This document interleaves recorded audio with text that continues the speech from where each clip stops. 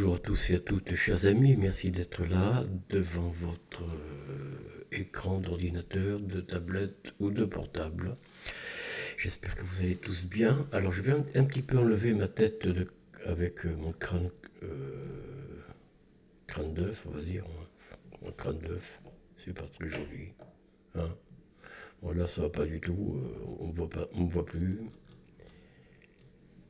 Bon allez, je vais laisser comme ça. J'espère que vous allez tous bien, moi tout va bien ici. Il est très bonne heure, il est à peine 7 heures du matin, enfin 7h15, hein, voilà exactement, 7h15, 7h16. Alors une très courte vidéo ce matin parce que le roi régnant n'a pas comment dire, un règne très long, enfin d'après l'histoire, là aussi racontée par qui vous savez, on va pas y revenir. Alors je vous remercie d'être là et merci de ne pas oublier, je le répète toujours en début de vidéo, de vous abonner, de partager, de commenter aussi, de mettre un pouce et d'activer la clochette. Vous connaissez toute l'histoire. Alors, l'histoire aujourd'hui, ce sera celle de Sigebert, le deuxième, numéro 2. Alors, vous verrez que ces titres, bon, ben, je ne sais pas s'ils sont nombreux, hein. Voilà, sous d'or. Alors oui, il y avait de la monnaie sous les mérovingiens, j'ai oublié de le dire.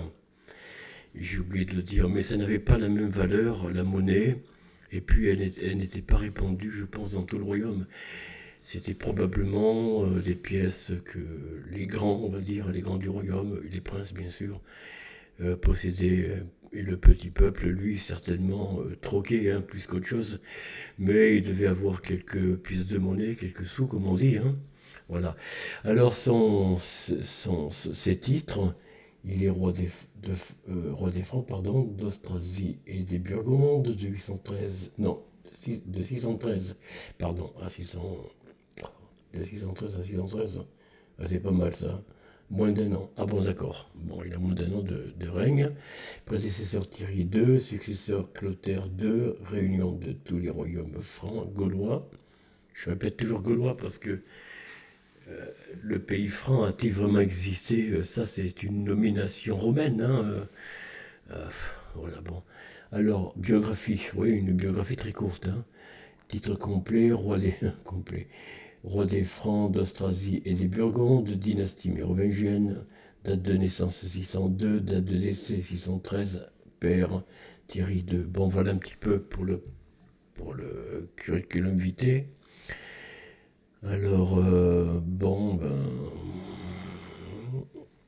il règne quelques mois, oui, bon, sur l'Austrasie et la Burgonde en 613, sous l'autorité de son arrière-grand-mère, pardon, Bruno. À la fin alors biographie, à la fin de la première décennie des années 600, Saint-Colomban se rendit à la villa de Brocanacoum, peut-être Bourcheresse, au sud d'Autun, pour demander à la reine Brunehilde qu'elle lui accorde des terres et de l'argent. En contrepartie, celle-ci lui demande de bénir ses arrière-petits-fils Sigebert, Childebert, Corbus et Mérové, avec qui elle se trouve.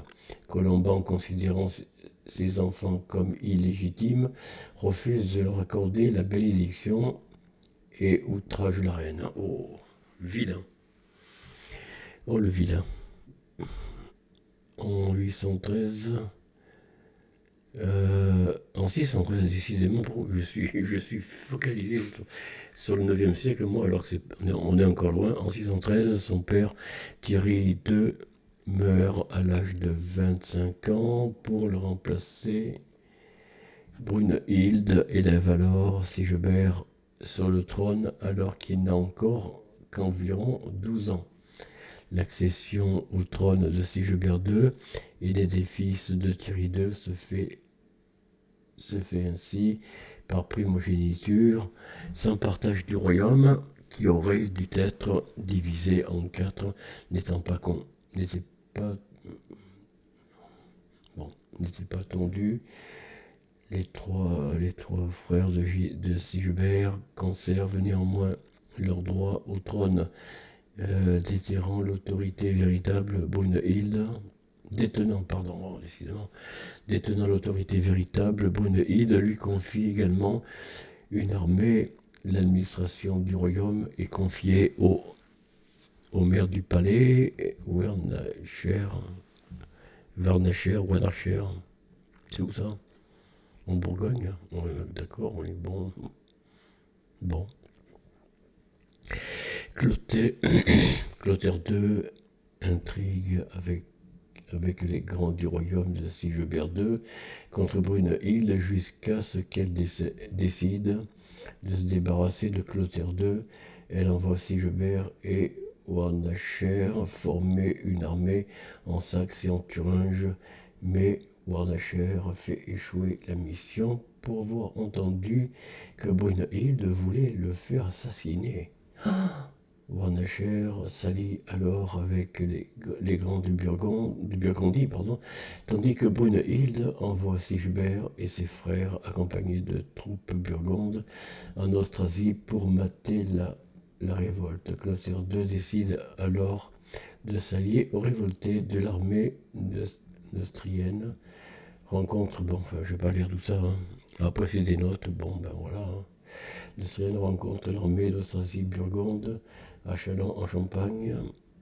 Warnacher et ses alliés rejoignent alors les Neustriens qui rattrapent leurs ennemis et capturent Sigebert II, Corbus et Mérové à Renève. C'est où ça? Renève est une commune, d'accord, située dans le département de la Côte d'Or, en région Bourgogne-Franche-Comté, sur la rive droite de la Saône.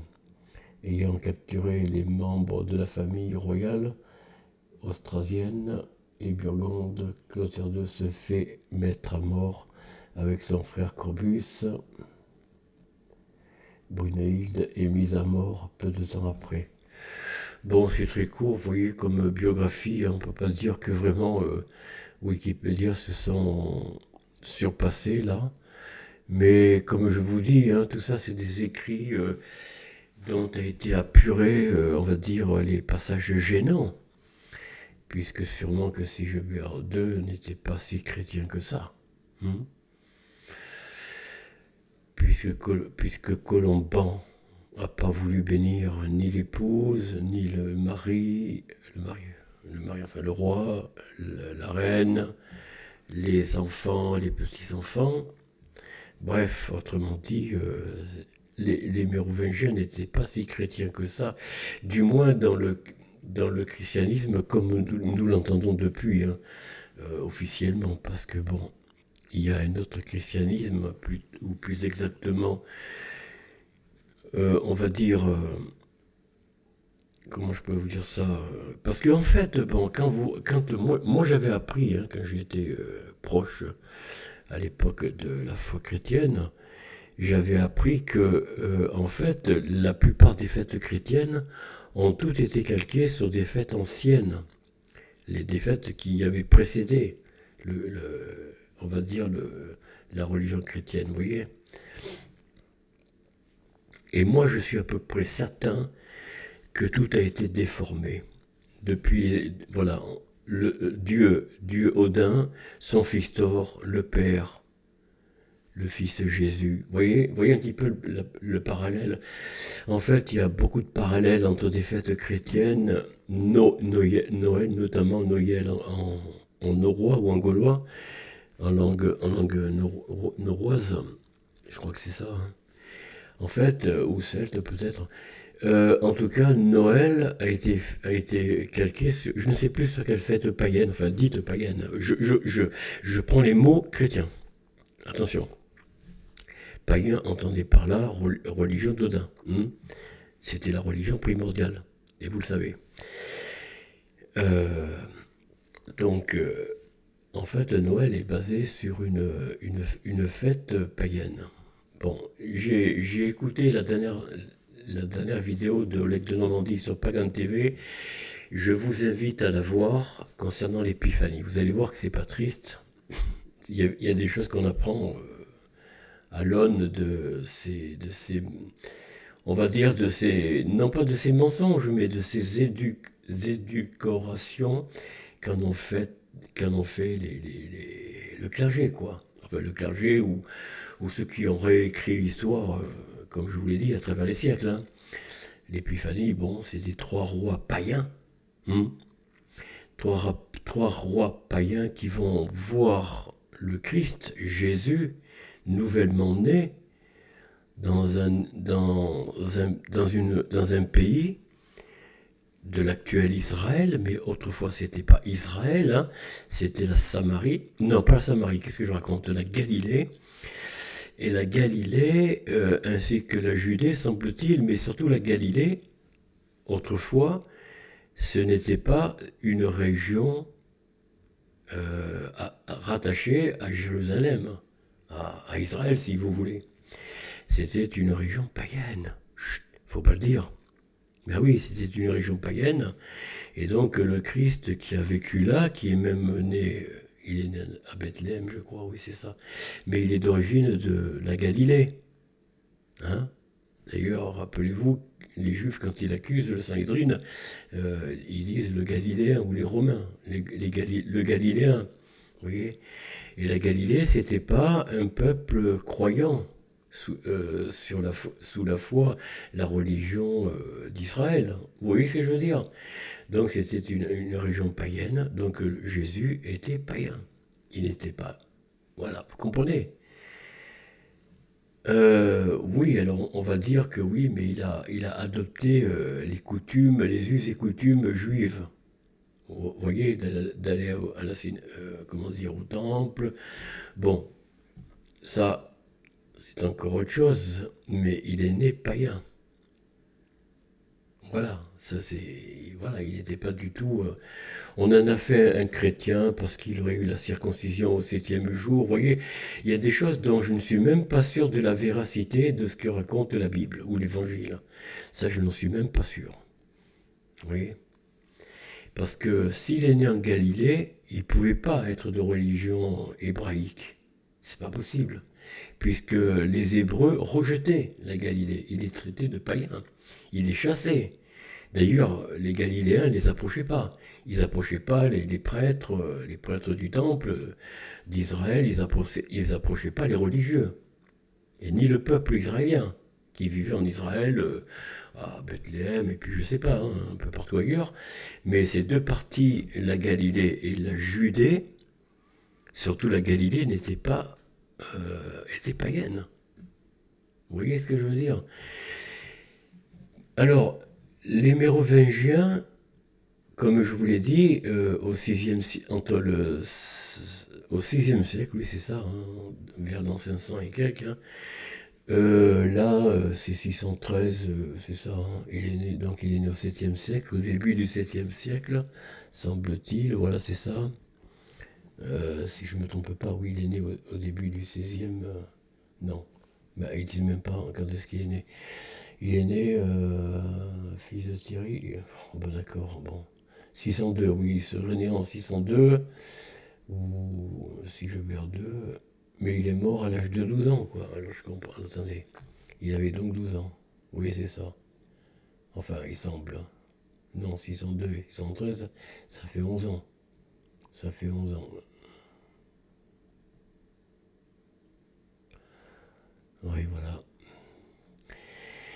Moi, la seule chose que je peux vous dire, chers amis, je suis un peu étonné, voilà, qui c'est Brunehaut plutôt, vous voyez, son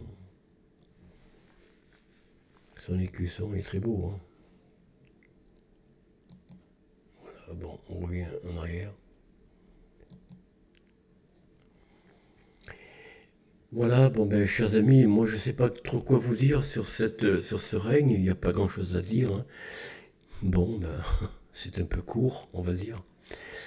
Non, la seule chose dont je peux vous parler, c'est que si je perds deux, bon ben comme tous les autres rois, hein, jusqu'à ici, là, attendez, bon en fait, jusqu'à Childéric III, on va dire, tous ces rois n'étaient pas très, comment dire, n'était pas très chrétien, en fait. Hein, vous voyez? Il n'était pas très chrétien. Alors après, qu'il y ait eu des conflits entre Colomban, c'est un Colomban, certains diront, et les princes régnants, ben, ça ne m'étonne pas. Hein, ça ne m'étonne pas. Puisqu'ils gardaient, malgré eux, ils gardaient la faute de leurs ancêtres, évidemment. Hein, même si certains d'entre eux ont été baptisés, je pense, mais au fond d'eux-mêmes, ils adoptaient comme ça pour faire plaisir à ces évêques, on va dire, forts dans leur présence. Hein. Ils essayaient de trouver, j'allais dire, un compromis, mais pour autant, au fond d'eux-mêmes, ils n'adoptaient pas la foi chrétienne. Hein. C'est un petit peu comme en Espagne, vous aviez... bon, enfin là, je vais m'égarer, donc je vais pas revenir, je vais pas parler des Juifs d'Espagne, c'est pas la peine. Bon, ce que je veux dire, c'est que en fait, ils étaient plus proches de la foi primordiale, la religion primordiale, puisqu'ils connaissaient plus les textes qui n'ont pas été totalement ravagés par les Romains, même si les Romains, avec César, ont détruit la plupart, à la fois des maisons, des livres, enfin, bon, des écrits sur, je sais pas, sur papyrus ou terre d'argile, j'en sais rien. Là où ils ont pu trouver des écrits, ils ont détruit pas mal de choses. Hein. Mais les Mérovingiens, connaissant un petit peu leurs ancêtres, les Gaulois en fait, enfin, même si le pays franc c'est la Gaule, hein, c'est pas autre chose d'ailleurs, la Gaule avant, pré-romaine on va dire, avant l'invasion romaine, ils connaissaient certainement certaines de leurs valeurs, de leur culture, donc ils gardaient cette foi. Bon, voilà, chers amis, et ce sera à partir du 9e siècle et au-delà, bien sûr, jusqu'à aujourd'hui encore au 21e siècle, où même si la religion ne domine plus notre pays et l'Occident de manière générale, néanmoins, pratiquement tout l'enseignement, est encore basé sur la religion, même si on ne parle plus de religion, mais les textes, c'est cela, quoi, c'est ceux qui font référence. Les autres sont traités de complotistes ou d'arrière-garde. Enfin, vous voyez, je pense à... comment il s'appelle? Celui qui a parlé beaucoup des Celtes, Vishnut, je crois. Vishnut, oui. Il a fait un livre merveilleux concernant les Vikings. Bon, ben, vous verriez. Si vous allez sur Pagan TV, la chaîne de l'Aigle de Normandie, ou sur Esprit Viking, vous allez apprendre beaucoup plus de choses que vous n'en apprendrez jamais ailleurs. Voilà. Notamment la rivalité, soi-disant, rivalité entre Ragnarok, que les chrétiens ont mis au pinacle comme étant le héros parmi les héros, alors qu'en réalité c'était Hasting.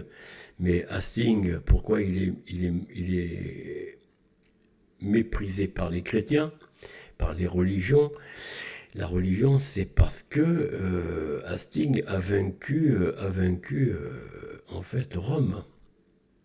Oui, vous avez bien compris. Ils ont vaincu la religion chrétienne, carrément.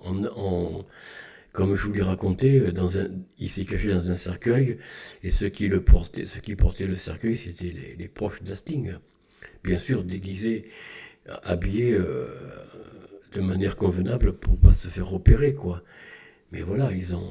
Bon, enfin bref, ce serait une histoire dont vous devriez voir sur les vidéos ou les écrits sur Pagan TV ou Esprit Viking, et là, vous en apprendrez beaucoup plus que je ne saurais vous dire. Voilà, chers amis, pour cette courte et petite vidéo. Je n'ai pas d'autres sujets pour aujourd'hui à vous donner. Demain, nous poursuivrons peut-être avec une interruption. Je vais faire une autre vidéo un peu différente, où je vais faire un petit briefing, encore comme j'aimerais bien en faire de temps en temps, sur un petit peu les princes régnants, notamment mérovingiens pour l'instant. Voilà, chers amis, nous revenons ici à la page d'accueil. Merci de m'avoir écouté, de m'avoir suivi. J'espère que cette vidéo vous aura plu. Si c'est le cas, vous savez ce qu'il vous reste à faire. Alors, comme nous sommes lundi, enfin, moi j'enregistre le dimanche, mais la vidéo paraîtra lundi. Je vous souhaite un bon début de semaine. J'espère que votre week-end s'est bien passé. Ces fêtes de Nouvel An et puis auparavant de Noël se sont bien passées. J'espère pour vous que vous allez attaquer cette nouvelle année avec beaucoup de panache, beaucoup de sagesse et beaucoup d'ambition pour vos projets personnels ou collectifs, on ne sait pas. En tout cas, je renouvelle mes vœux et je présente mes vœux pour 2025 à ceux qui prennent les nouveaux, notamment la chaîne en cours et la vidéo en cours. Passez une bonne année, passez un bon début d'année et on se dit à très bientôt. Ciao.